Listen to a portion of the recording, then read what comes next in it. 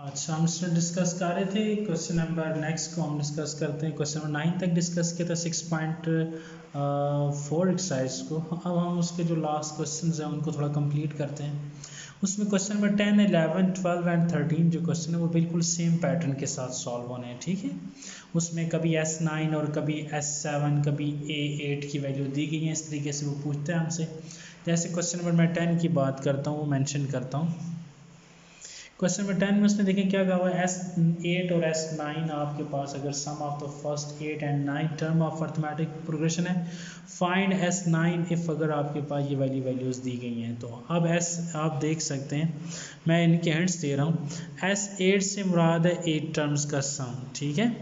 तो आपके पास n की जगह पर 8 आ जाएगा, बाकी सारा का सारा वैसे ही रहेगा 2a1 और जहाँ पे 8 - 1 इंटू क्या आएगा d के बराबर आ जाएगा, ठीक है। S9 का फॉर्मूला क्या होगा, 9/2 आ जाएगा और ये आ जाएगा 2a1 और जहाँ पे आएगा 9 - 1 इंटू किसके बराबर आएगा, d के बराबर आएगा। अब आप इसको देखा जाए दोनों को S8 भी लिखा हुआ है S9 भी लिखा हुआ है। तो अब हमें एक क्वेश्चन की स्टेटमेंट दी गई है, कहता है 50 आपके पास है S9 is equal to 63 S8 के बराबर है। आगे हिंट्स दी गई है, उसको आप यूज़ करना चाहें तो कर सकते हैं, लेकिन तो आप डायरेक्ट वैल्यूज़ भी पुट करके इजीली सॉल्व हो जाता है, ठीक है। अब मैं बता देता हूँ, 50 S9 की जगह पर आप देखिए, मैं ज़रा सिंप्लीफाई कर देता हूँ। S8 की 9 की जगह पर यहाँ से 2 कॉमन भी आ सकता था। चलें अगले स्टेप में करते हैं, 9/2 लिखता हूँ, 2a1 लिखता हूँ और जहाँ पे आएगा 8d के बराबर आ जाएगा, ठीक है। इज इक्वल टू 63 यहाँ पे आएगा, S8 की जगह पर 8/2 आ जाएगा और जहाँ पे 2a1 + 7d के बराबर आएगा, ठीक है। यहाँ पे देखें 50 है, मैं इसमें से 2 को कॉमन ले लेता हूँ तो मेरे पास कितना आ जाएगा, 9 आ जाएगा। 2 बाहर चला जाए तो a1 प्लस कितना आता है, 4d के बराबर आ जाता है। ये 63 है, तो जब इसके साथ हम कैंसिल भी कर दें डायरेक्ट तो ये 4 × 2a1 प्लस क्या आएगा, 7d के बराबर आएगा। इसे भी कैंसिल, 59 × 9 आ जाएगा और ये अगर मैं अंदर मल्टीप्लाई कर दूँ 9a1 हो जाएगा और ये आ जाएगा 9 × 4 = 36 d के बराबर आ जाएगा। इसी तरीके से यहाँ पे आएगा 4 × 2 = क्या हो जाएगा, 8 a1 आ जाएगा और 7 × 4 = 28 d के बराबर। अब आपने इसको आगे आपस में सॉल्व करना है। सॉल्व करके आपके पास एक इक्वेशन बनेगी, ठीक है।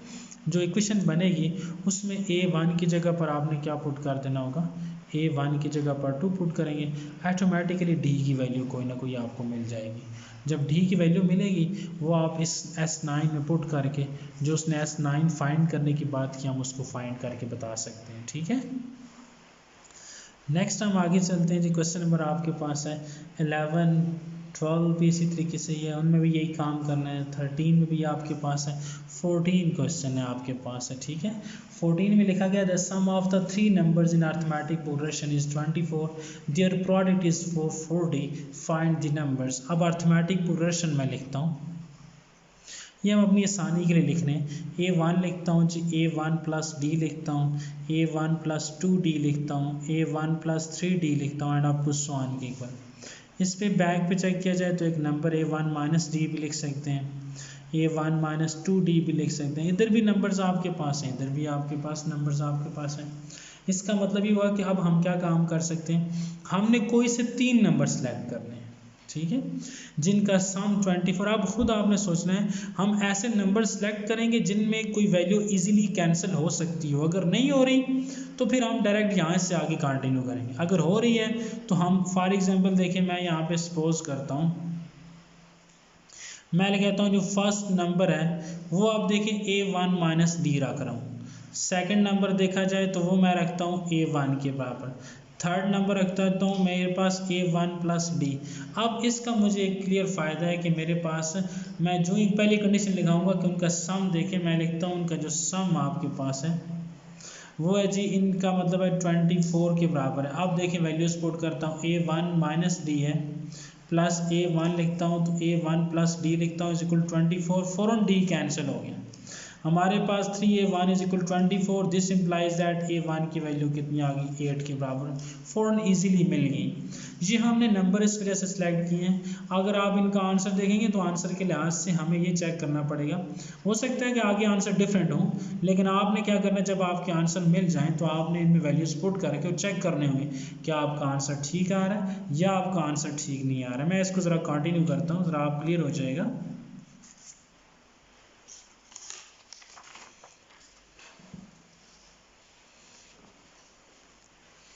देखिए मेरे पास A1, ये तो पहले उसी कंडीशन थी कि उसने कहा था कि उनका जो सम है वो आपके पास है, हमने सम के लिहाज से निकाले फ़ौरन नंबर। सेकंड वो कहता है कि उनका जो प्रोडक्ट है, प्रोडक्ट कितना कहता है जी 440 के बराबर आता है। सो इसका मतलब है A1 माइनस डी आपके पास आ गया, दूसरा A1 आता है, तीसरा हमने जो निकाला A1 प्लस डी आता है, इन सब का सम 440 के बराबर रखते हैं। ठीक है, इसका मतलब मैं आप डी की वैल्यू मुझे मिल गई है, मैं पुट भी कर सकता हूँ, अगर ना पुट करना चाहे तब भी सॉल्व कर सकते हैं। इधर आएगा 8 माइनस डी आ जाएगा, यहाँ पे आपके पास 8 आ गया, यहाँ पे 8 प्लस डी आ गया, ये 440 के बराबर हो गया। 8 को डिवाइड करते हैं, 8 का स्क्वायर माइनस डी का square is equal to 440 divided by क्या आएगा 8। इसको ज़रा कैंसिल कर देते हैं, ये आ जाएगा 64 आ जाएगा, ये माइनस डी का स्क्वायर आएगा। ज़रा इसको सॉल्व करते देखते हैं क्या बनता है। 8 का टेबल जाता है, 8 5 ज़ार कितना हो जाएगा 40 हो जाएगा, 8 5 ज़ार 44 बच जाएगा, इसका मतलब है 55 के बराबर आ जाएगा। ओके अब इसका मतलब 55 हमारे पास वैल्यूज़ आ गई हैं, हम डी 65 माइनस 55 लिखते हैं इज इक्वल टू डी का स्क्वायर लिखते हैं। तो आपके पास डी का स्क्वायर देखें तो हमारे पास आता है 64 में से 55 निकाले जाएँ तो ये मेरे ख्याल में 9 आते हैं। डी की वैल्यू हमारे पास आती है प्लस माइनस 3 के बराबर आती है। अब यहाँ पे देखिए दो आंसर आपको मिल रहे हैं, यानी हमने जो नंबर सपोज किए first number, second number, third number, वो हमने उस तरीके से लेने हैं। अगर आपके पास उसने 3 नंबर, अगर फॉर एग्जांपल वो कहता है 4 नंबर है, अगला क्वेश्चन है ही 4 नंबर्स का है, तो मैं फिर ये वाले नंबर्स नहीं लेता, बल्कि मैं कंटिन्यूसली चारों नंबर A1 लेता, A1 plus D, A1 plus 2D, A1 plus 3D के बराबर लेता, लेकिन ऐसा नहीं है। सो हम क्या काम करते हैं, मैंने तीनों नंबर्स लिए, पहले मैंने फ़ौरन सम निकाल के A की वैल्यू निकाल ली, फिर प्रोडक्ट निकाल के मैंने D की वैल्यू निकाल ली। अब मैं उसके दो आंसर मेंशन करूँगा, ठीक है, कैसे देखिएगा। अब मैं लिखता हूँ यहाँ पे इफ़ A1 की वैल्यू तो आपके पास 8 है, अगर D की वैल्यू प्लस 3 हो तो फिर क्या आंसर होंगे।